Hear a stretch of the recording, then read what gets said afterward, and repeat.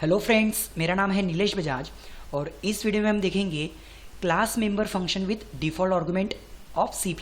Okay, so let's start. देखिए, अगर आपने मेरा वो वाला प्रोग्राम देखा होगा फंक्शन विद डिफॉल्ट आर्गुमेंट, तो वहाँ पे हमने क्लास यूज़ नहीं किया था। हमने फंक्शन विद डिफॉल्ट आर्गुमेंट जब यूज़ किया था तो नॉर्मली क्या किया था, हमने सिर्फ और सिर्फ एक ऐसा प्रोग्राम बनाया था सपोज जिसमें डायरेक्टली बिना किसी क्लास एंड बिना किसी ऑब्जेक्ट के, मतलब हेडर फाइल्स के तुरंत बाद हमने क्या किए थे, एक फंक्शन बनाए थे और उसके अंदर डिफ़ॉल्ट वैल्यू मतलब डिफ़ॉल्ट आर्गुमेंट सेट करके फिर उस प्रोग्राम को रन किया था मेन प्रोग्राम से।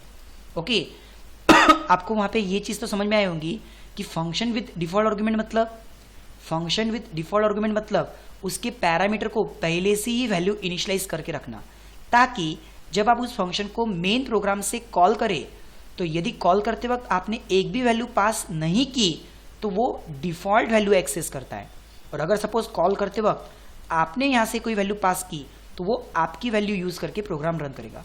कहने का मतलब फंक्शन विद डिफ़ॉल्ट आर्गुमेंट मतलब फंक्शन बनाते वक्त अगर आप आपके पैरामीटर को पहले से ही वैल्यू इनिशियलाइज कर देते हो is called function with default argument. और उसका बेनिफिट क्या है, कॉल करते वक्त एक तो आप सारी वैल्यू खुद पास करो तो वो आपकी वैल्यू पे काम करेगा, या फिर आप वैल्यू स्किप भी कर सकते हो तब वो डिफ़ॉल्ट वैल्यू को एक्सेस करेगा। ओके, तो वही चीज़ हमें कहाँ पर देखना है, क्लास के अंदर, कि क्लास के मेंबर फंक्शन को हम विथ डिफ़ॉल्ट पैरामीटर बना सकते हैं क्या। तो देखिए, जैसे यहाँ पर ऑलरेडी मेरे पास में एक क्लास है, इस क्लास के पास में डेटा क्या है x और y, और उस डेटा को लेने के लिए यहाँ पर मैंने एक मेंबर फंक्शन बनाया और उसको आपको दो पैरामीटर पास करना पड़ेगा।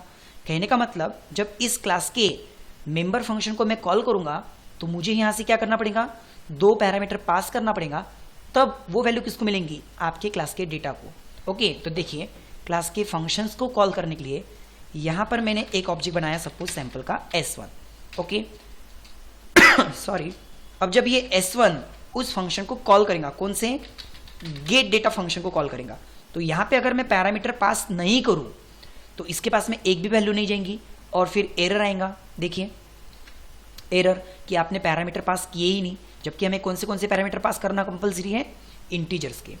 तो वंस अगेन यहां पर मैं क्या करता हूं, लाइक सपोज दो वैल्यू पास करता हूं 10, 20।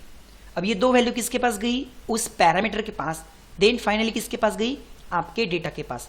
और फिर हम S1 डॉट जो शो नाम का एक और मेंबर फंक्शन है उसको कॉल कर सकते हैं डेटा प्रिंट करने के लिए। देखिए ओके, बट अब मैं यहाँ पे क्या शो करना चाहता हूँ कि हम क्लास का मेंबर फंक्शन क्या वो विथ डिफॉल्ट पैरामीटर बना सकते हैं। यस, यहाँ पे फिर से मैं क्लास का जो फंक्शन है उसके पैरामीटर्स को पहले से वैल्यू सेट कर सकता, but function with default parameter वहाँ पे आपने एक रूल देखा था, आप वैल्यू राइट टू लेफ्ट ही असाइन कर सकते हैं। यानी कि अगर मैं यहाँ पे इसको वैल्यू इनिशियलाइज करूँ और इसको इनिशियलाइज नहीं करूँ, नॉट पॉसिबल। यदि आपको P को वैल्यू इनिशियलाइज करना है तो उसके राइट हैंड साइड में कौन है, Q, उसको डिफॉल्ट वैल्यू पहले से सेट करना कंपलसरी है। हाँ, अगर आपको सिर्फ Q को देना है लेकिन P को नहीं देना है, इज इट पॉसिबल?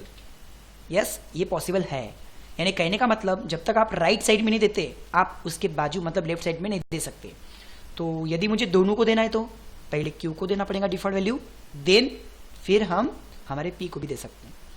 अब इसमें बेनिफिट क्या हुआ कि जब आप फंक्शन को कॉल करेंगे, यदि आपने आपकी पूरी वैल्यू पास की तो वो वैल्यू आपके S1 में जाएंगी, दैट इज 10 एंड 20।